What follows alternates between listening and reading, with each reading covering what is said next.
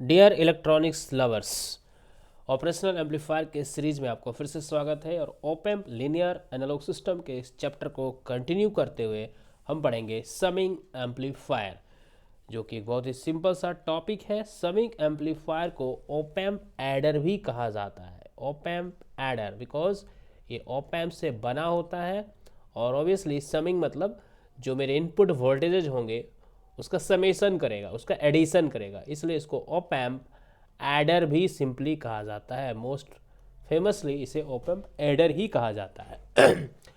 और हमने ऑलरेडी पढ़ा हुआ है inverting as well as non inverting type of amplifiers op amp को यूज करके। तो उन्हीं दोनों को यूज करके हम एडर बना सकते हैं। इसीलिए हमारे पास नॉन इन्वर्टिंग एडर भी हो सकता है और इन्वर्टिंग एडर, दोनों टाइप्स के एडर पॉसिबल हो सकते हैं।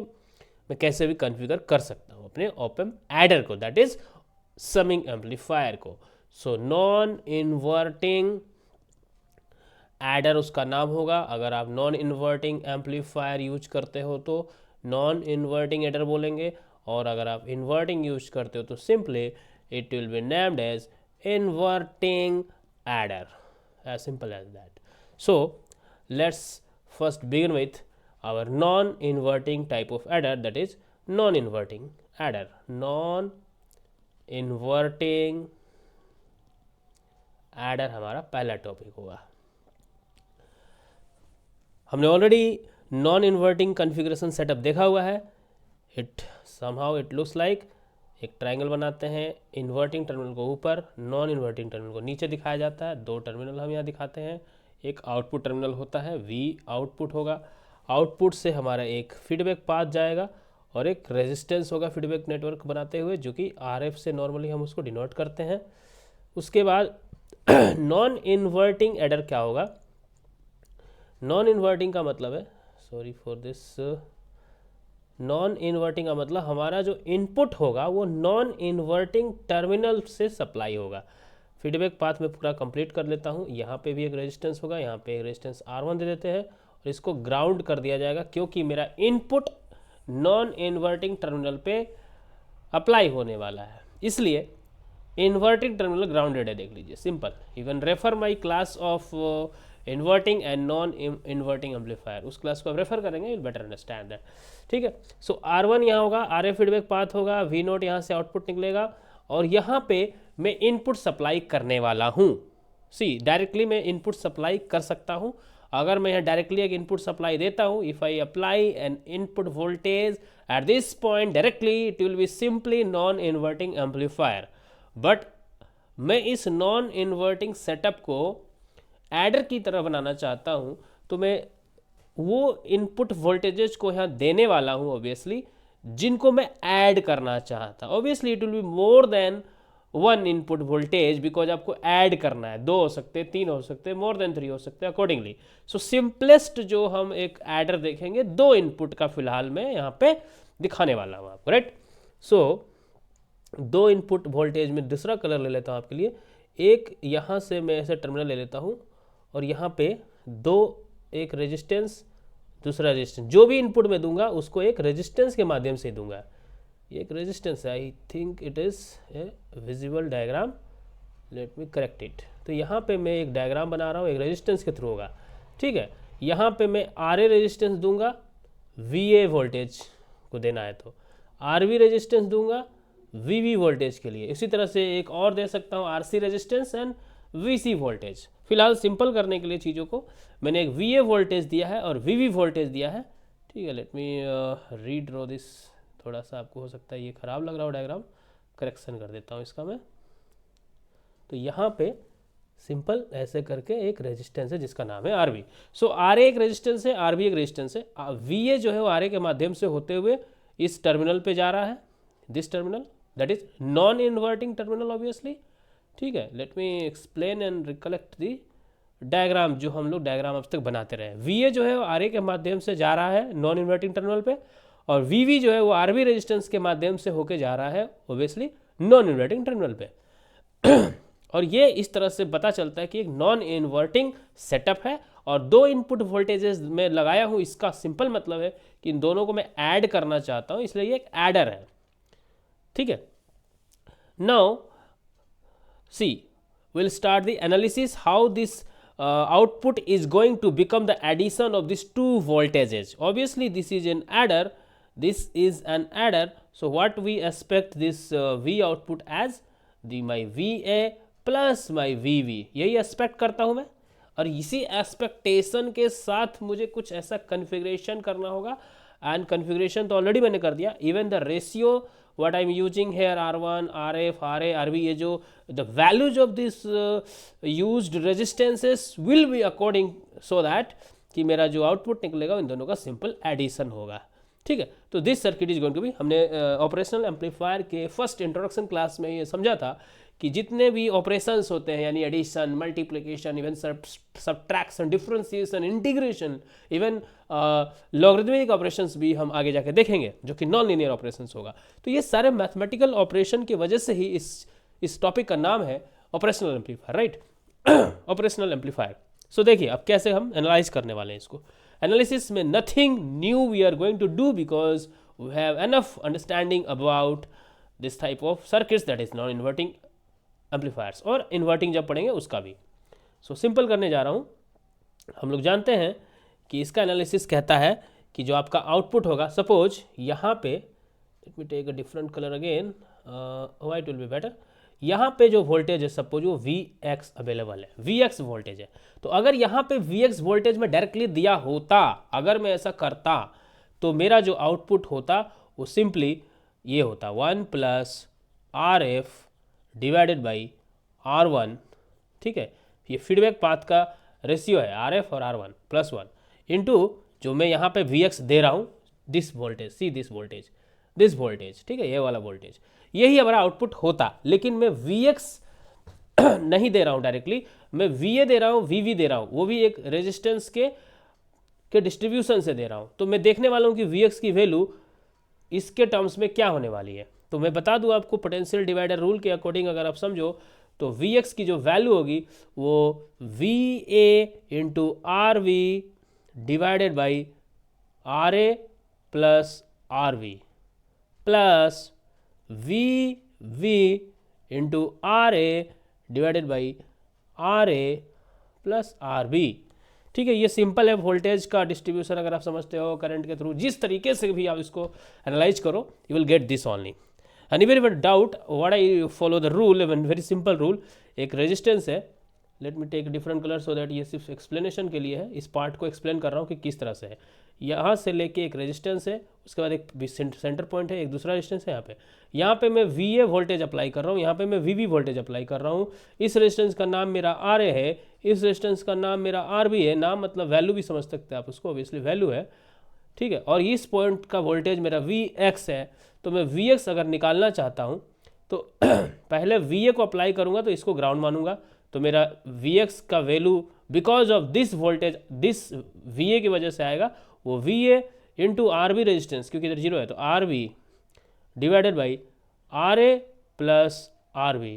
उसके बाद जब इसके वजह से निकालूंगा तो इधर ग्राउंड कर दूंगा, तो इस बार आएगा VB into RA divided by RA plus RB. So these are all network theory steps. ये नेटवर्क थ्योरी की चीज़ें हैं, इसको आप समझ लेना. ये जो वोल्टेज मैंने यहाँ पे लिखा है Vx, उसका वैल्यू ये आया. सो इसका मतलब ये Vx की वैल्यू में यहाँ पुट कर दूंगा तो मेरा ओवरऑल V0 की वैल्यू मिलने वाली है. तो मेरा V0 का जो वैल्यू होगा वो अब इस तरह से हो जाएगा, V0 is equal to 1 plus RF divided by R1. और Vx की वैल्यू मैंने क्या अभी निकाली है, बहुत लंबी सी वैल्यू थी, VA into RB divided by RA plus RB. ये तो VA की वजह से हुआ. VV की वजह से VV into RA divided by RA plus RB. So now ये हमारा आउटपुट मिलेगा. ठीक है. इस सर्किट का, इस सेटअप का, इस नॉन इन्वर्टिंग एडर सेटअप का हमको आउटपुट ये मिलेगा. लेकिन इसको देखने से कुछ सिंपल एडिशन टाइप कुछ लग नहीं रहा है. ऐसा लग रहा है कि VA जो आपने दिया उसको स्केलिंग हो रही है, VV जो दे रहे हैं उसको भी स्केलिंग हो रही है, फिर उसका एडिशन हो रहा है, फिर एक और कुछ फैक्टर से मल्टीप्लाई हो रहा है. तो इन चीज़ों को मैं कंडीशनाइज करना चाहता हूँ, अपने हिसाब से कंडीशन करना चाहता हूँ बेसिकली. तो मैं क्या करूँगा, RF और R1 को बराबर मान लूँगा. So what will happen, this will lead to 1 plus R F divided by R1। इसकी जो वैल्यू है ऑब्वियसली क्या हो जाएगी, 2 हो जाएगी। सिंपली देखिए आप, RF और R1 की वैल्यू बराबर हो जाएगी अगर, तो ये रेशियो 1 हो जाएगा और 1 + 1 विल बिकम 2। सो ये मेरा 2 यूज होने वाला, देखिए कैसे। उसके बाद एक और दूसरा कंडीशन है, ये मैं कंडीशन रखना चाहता हूँ। ये सब कंडीशन मुझे रखने पड़ेंगे अगर मुझे एक आइडियल एडर बनाना है तो। और कंडीशन नंबर 2 मेरा क्या हो जाएगा, वो हो जाएगा कि ये जो RA है और ये जो RB है ये सब बराबर होने चाहिए मेरे।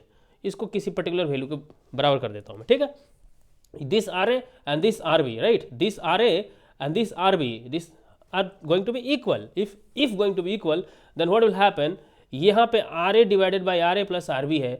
सो यहाँ पे सिंपल देखिएगा कि let me take this line again and put me, ठीक है, लेट मी 1 प्लस, सॉरी इसको तो मैं ऑलरेडी 2 कर दिया हूँ, तो लेट मी नोट रिडंडेंसी नहीं रखेंगे, इसको हम फिर से नहीं लिखेंगे, यहाँ पे 2 सिंपली कर देता हूँ, राइट।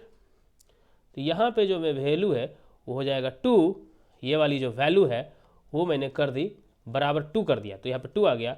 और इसको देखिए क्या होने वाला है, VA है, RA RB और RA सब कुछ R है, तो यहाँ भी R divided by R plus R।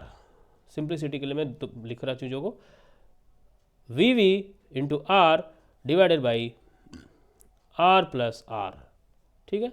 अगर आप इसको सिंप्लीफाई करो तो देखो नीचे में एक तरह से 2 आ रहा है, नीचे में 2 आ रहा है एक तरह से देखा जाए तो इसका मतलब इसको कैंसिल करो तो नीचे 2 आएगा, इसको कैंसिल करो तो नीचे 2 आएगा।